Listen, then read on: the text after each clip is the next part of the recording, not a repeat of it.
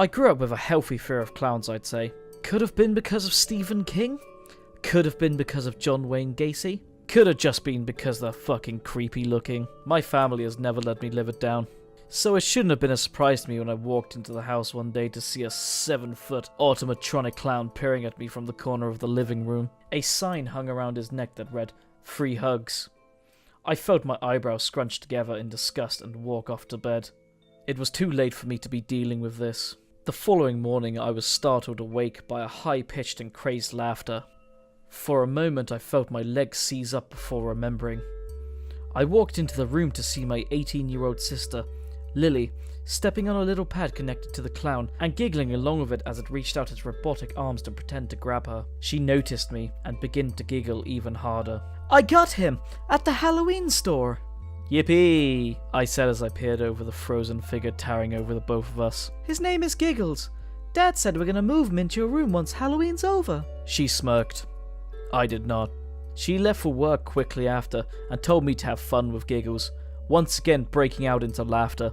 I didn't really study him too hard last night, but now, as I step back and really notice his face, my legs once again start to feel tense. His eyes were yellow and almost cat-like, with purple diamond makeup surrounding them, a goofy white smile permanently painted on, wild purple hair to match the purpled and bloodied outfit he had on. A fake deck of cards rests in his pocket.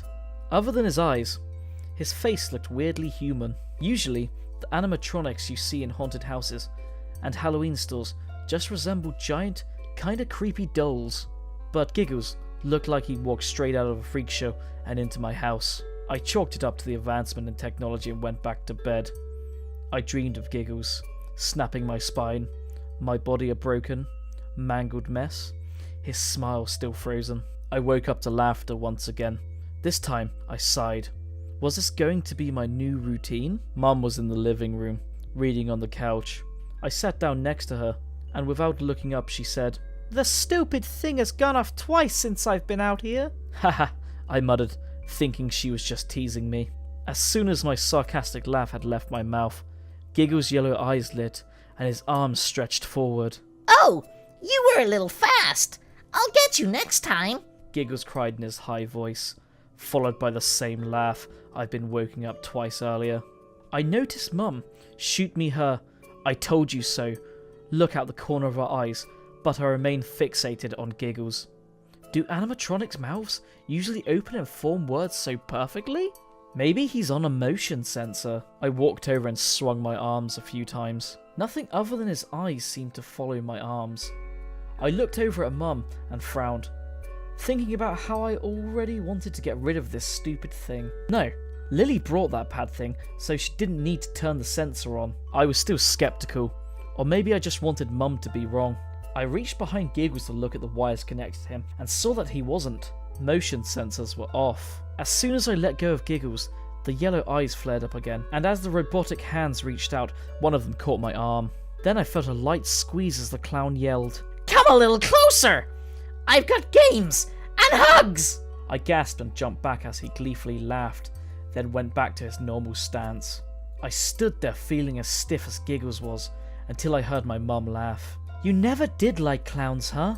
I glared at her as I started walking back towards my room. I heard Giggles laughing as I closed my bedroom door. Ever since Giggle moved into my living room, my circadian rhythm seemed to be the only thing that hadn't been waking me up. This time it wasn't laughter, it was my dog. My eyes fluttered open, hearing a slight whimper in my ear.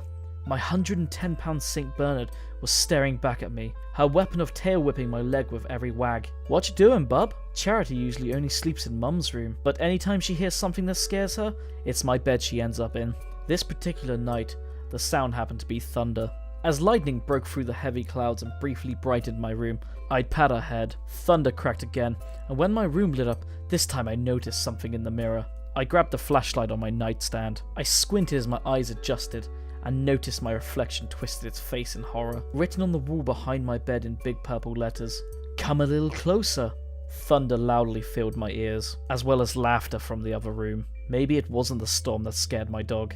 The next few days came and went. There were small things happening that only I seemed to notice. One morning I noticed Giggle's white gloves were splattered with what it looked like to be dried blood. Later I found a mutilated dead bird on our desk. The next day, Giggles was facing a little more to the right than usual, and I found a Joker card sitting on my bed later on. Giggles continuously went off on his own. I thought I was going crazy, but that didn't stop me from continuously feeling on edge. Then Friday came. Date night for my parents. Lily was working a third shift. I was alone. Well, I was with Giggles. 10 o'clock came. I kept Charity in my room, not because she was scared, but because I was. Laughter erupted from the living room a couple of times, and I shivered. I turned up the volume on my TV. 11:30, more laughter. Closer this time, and then again, right outside my door. I held my breath. Charity was fast asleep under my bed. I listened. Silence. Then I heard scratching. Come a little closer. This voice was not the usual one. It was still high-pitched, but it was quieter.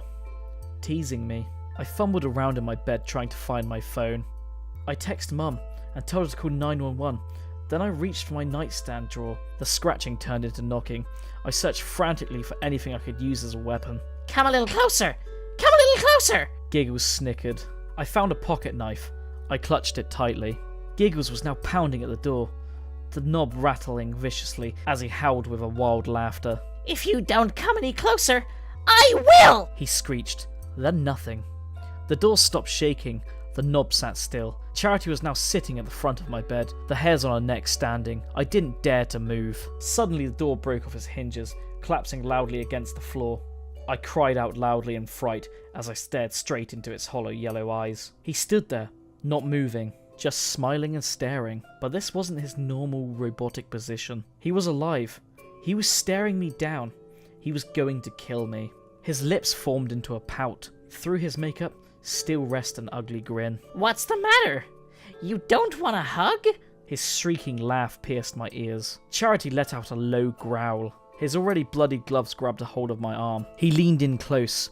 His eyes burned. My heart was beating so hard, I thought I'd break my ribs. Now we can play a game.